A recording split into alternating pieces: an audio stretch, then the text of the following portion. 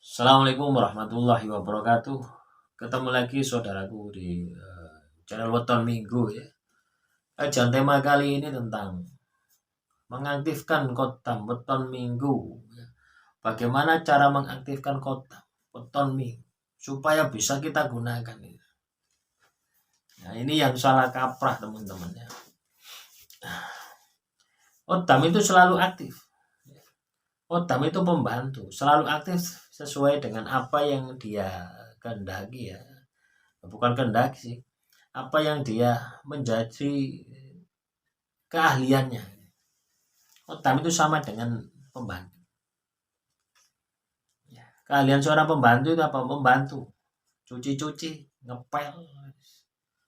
Nah, kita umpamakan semacam itu. Kalau kotam itu jenisnya untuk pengasihan, maka kotam itu memiliki fungsi untuk penundukan kewibawaan. Nah, kalau kotam itu untuk kekebalan, akan membuat diri Anda kebal.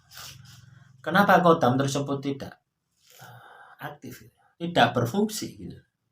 Karena kotam tersebut menunggu perintah Anda sebagai majikan ya. Awalnya saya tidak percaya seperti ini teman. Setelah saya pelajari konsepnya dan saya buktikan, terlaksana gitu ya. Jadi kalau kita katakanlah mengamalkan sebuah amalan keilmuan, terus ya kita baca, misalkan Asma Sungai Raja, Asma Singaraja, kita baca, datang kotamnya gitu ya. Datang ilmunya, tapi kita tidak bisa menggunakan gitu. Kenapa? Karena kita tidak bisa melihat kotamnya, tidak bisa berinteraksi dengan kotamnya. Bagaimana kotam tersebut bisa menjalankan perintah kita? Dan bagaimana kita tahu perintah kita dijalankan oleh kotam? Maka syarat yang pertama ya, yang teman-teman Weton Minggu, kalau Anda ingin menggunakan kotam, adalah bisa merasakan kotam tadi. Ya, dasarnya itu ya. Dasarnya adalah Anda harus belajar olah rasa. Olah rasa ini dasarnya juga peka suasana alam. Anda bisa merasakan, membedakan mana energi kota, mana energi makhluk lain, energi tumbuhan, energi kucing, energi manusia. Ini Anda kan harus bisa merasakan. Karena merasakan dengan peka suasana alam. Latihannya itu olah rasa, peka suasana alam. Nah, setelah Anda olah rasa kuat, Anda latih, harus dilatih olah batin. Supaya Anda bisa melihat wujud daripada kotam. Ketika sudah bisa melihat, Anda harus bisa ngomong, komunikasi batin. Komunikasi dengan kotam itu adalah bahasa-bahasa batin. Bahasa yang kita gunakan adalah bahasa batin.